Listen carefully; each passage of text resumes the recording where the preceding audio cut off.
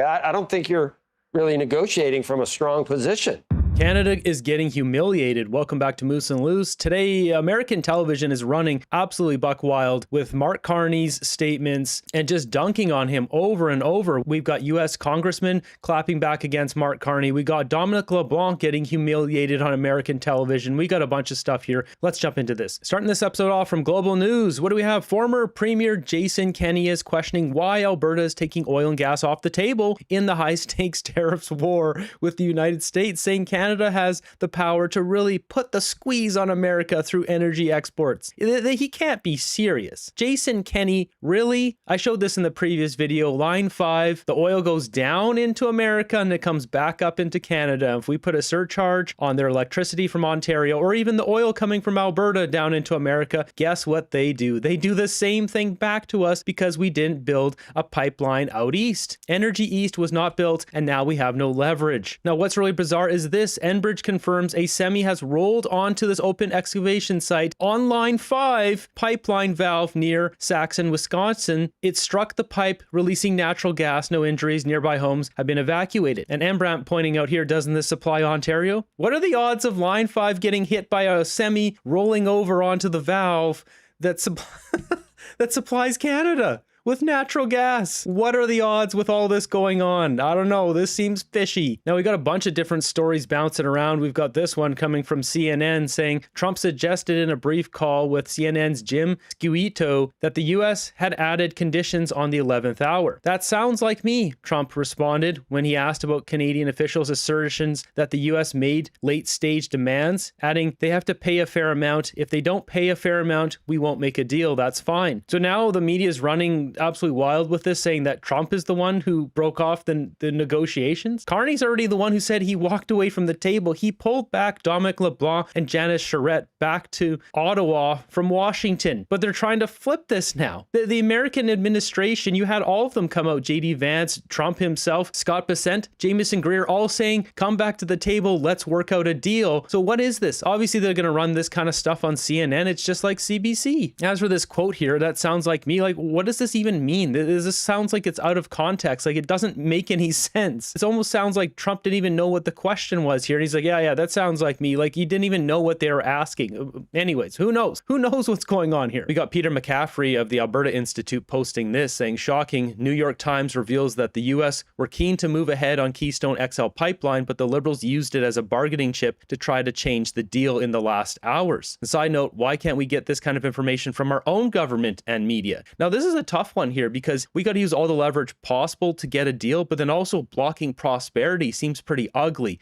In reality, I think this leverage should be used, but a deal should be reached. They shouldn't be pulling back Dominic LeBlanc and Janice Charette. They should be staying there, getting the deal, using the leverage, and not blocking prosperity. A whole mix of everything. Get the tariffs down to effective 7% rate on autos. Like, we would be in good shape. Instead, Carney is flaring everything up. He's got all these useless premiers flaring things up. This is bad for Canada. People are going to lose their jobs, and there's going to be a stampede of people trying to leave and go to America. Moving ahead, we've got U.S. Congressman Brandon Gill blasting Mark Carney because it's not enough to have J.D. Vance, Trump, all 4 of the top members of the American government blasting Carney. Now we're going down into congressmen. So Carney posting this, saying Canada will match the new U.S. tariffs dollar for dollar. In addition, introducing $7.5 billion in new enhanced measures to support Canadian workers and businesses. So Carney's got this whole package here, $2 billion here, $500 million there. It just throwing more money around. Like, this is just going to bankrupt us. This is not going to work. Life's going to get more unaffordable for Canadians. And Brandon Gill pointing out here, your entire nation has lower annual GDP than Texas. You need us a lot more than we need you. CCP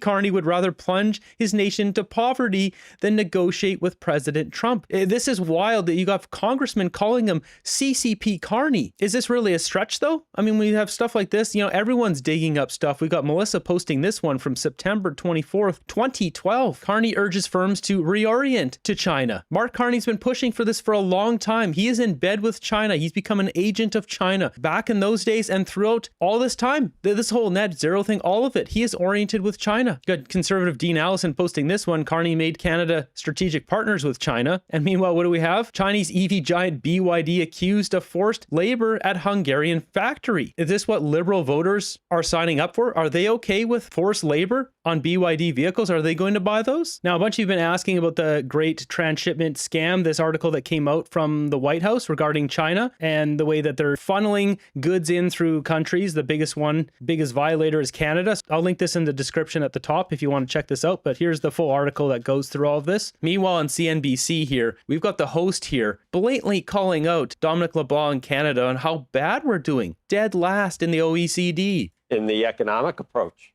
of Canada. I know you're familiar with GDP, personal GDP actually falling most years in Canada.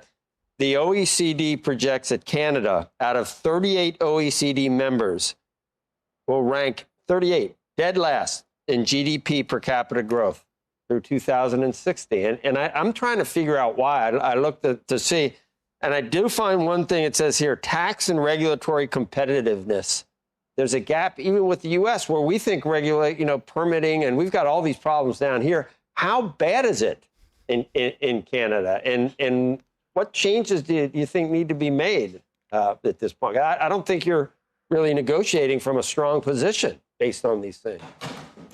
Well, that is where I might respectfully disagree with you. I think that if Canada is the top export destination for 26 U.S. states, we sell oil and gas and potash essential to the U.S. manufacturing economy, huge value added in the United States. So we can find compelling examples where trade done properly benefits both countries. Both things can be true at the same time. We have the worst GDP growth here of the OECD 38th, but we also have value to export to America, and vice versa. We buy a bunch of stuff from America. The point is that Carney's bringing in taxes. Why isn't he cutting taxes? He's bringing in tariff taxes. Why doesn't he cut the tax on something? Get rid of all the gas taxes. Reduce personal income tax, 10%, 15, 20%. Obviously, they're not going to do that because they love taking our money and then they send it over to places in Africa where we can't audit it. And it disappears into African bank accounts. And they say, oh, it's for green initiatives, a sustainable port in Benin, Africa. Why would we build another country's port? But that's what the Liberals just did. They committed, 50 some odd million to build a port in Benin, Africa. Meanwhile, our economic growth is tanking at home. We're getting called out on American news, and LeBlanc just tries a word salad out of this. But I certainly take your question in terms of the regulatory burden, in terms of tax competitiveness. Those are issues that Prime Minister Carney ran on in the election last year. He got a mandate to be able to ensure that federal permitting, for example, of these major projects, think of big energy projects, think of clean energy projects, port infrastructure. We're diversifying our... They're diversifying nothing. I mean, people posting the charts here, dead last. This one here has Luxembourg below us, but I mean, this is from up to 2024. So Melanie Joly goes on CBC here, trying her best to defend this absolute disaster of a failed trade deal.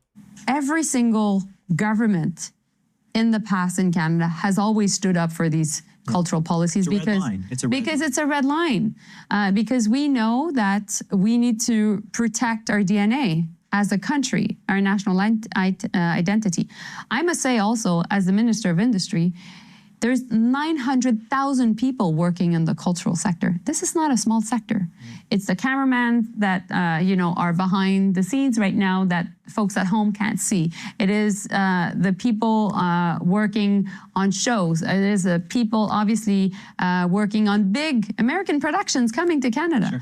All that, these people. All that, it's the cameraman, it's people working on the shows, it's the CBC anchors. Like Melanie Joly used to be a news anchor at the CBC. It's the butcher, the baker, the candlestick maker. People are important. They also earn a decent living, and we need to make sure that we protect their jobs. There's no decent living in Canada. Like, check the grocery stores. I just saw someone post a photo of celery stalks for $3.50. They used to be $1. It was $1 for celery sticks. Now it's $3.50. You know, they go on CBC and they say, oh, we're fighting for Canada. We're fighting for Canadians. You know, we got Mark Nixon posting this graph here, just showing Canada versus United States, which is red versus blue. And then this orange color here is Alabama. And look what happened here. Justin Trudeau gets into power right here. We were on par with Alabama, and now Alabama Alabama is doing better than Canada. $66,600 versus $54,935 GDP per capita. This is embarrassing. And Alabama, you can see, is ranked 47th out of 50 states. Moving forward, we got Andrew Scheer pushing forward a petition to get Mark Carney and the Liberals' butts back into Parliament, because signing off on $7.5 billion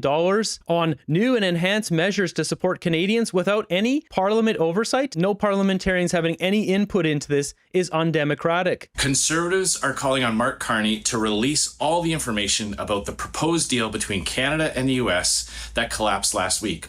Now, first and foremost, Conservatives agree that Canada should not suffer from unfair, unjustified tariffs that hurt Canadian workers and businesses, but don't apply to the US. We are all united in fighting for tariff-free access and a reciprocal deal that treats both countries equally.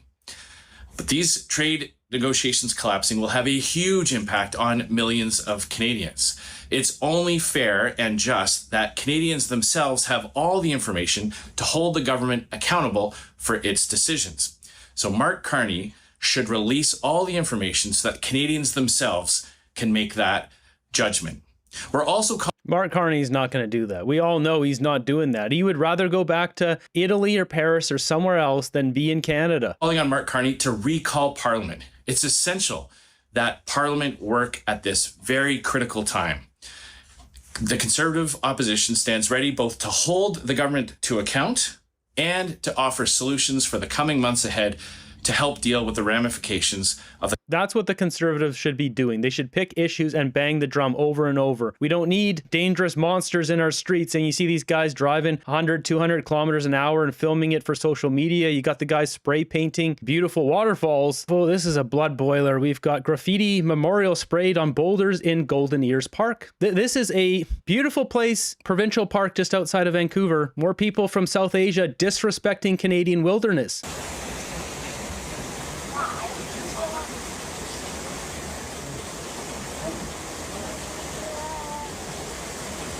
What is going on here? Do they do this in India? Like they have, is this a memorial? Like they put flowers down and spray paint the ground or something? Do not spray paint our wilderness ever. Get these people out of Canada. These are not the kind of people we want here. We want the hardworking, literally doctors and engineers from India and Pakistan, those places. We don't want this scum that defaces our beautiful nature. Get them out of here.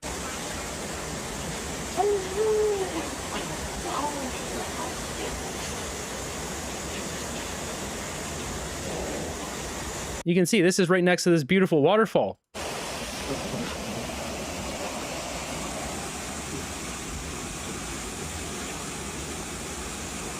Yeah, it's a memorial. It says rest, and then some figures here.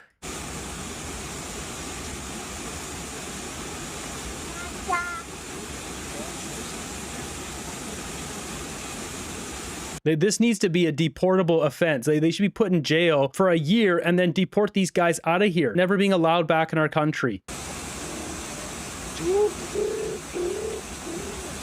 My goodness, don't come to Vancouver Island if I ever see these people. Just run. You better run fast. Well, that's not all, folks. When you thought the video was done, there's more of this. They're defacing the entire area.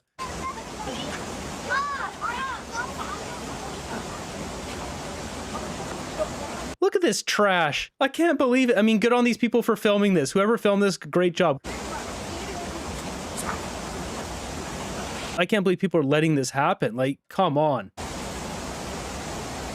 This guy has to go to jail or we're going to have problems in this country. All right, so a little update here on Aladdin. It says, police say memorial graffiti at Golden Ears Park still considered vandalism. You're dang right it is. So the police saying such acts can harm the environment, diminish the experience for other park users, and create unnecessary cleanup costs for the community. We extend our sympathies to the family and friends of the man who drowned and encourage those wishing to pay respects to do so through appropriate legal means. This is defacing Canada. If they don't want to respect our country, they should get the heck out of here. They should find this guy, whatever the costs are, cost $1,000, $5,000 to clean this up, then that's what they should charge him times 5. Charge him 25 grand and deport him. Get him out of our country. Canadians don't act like this.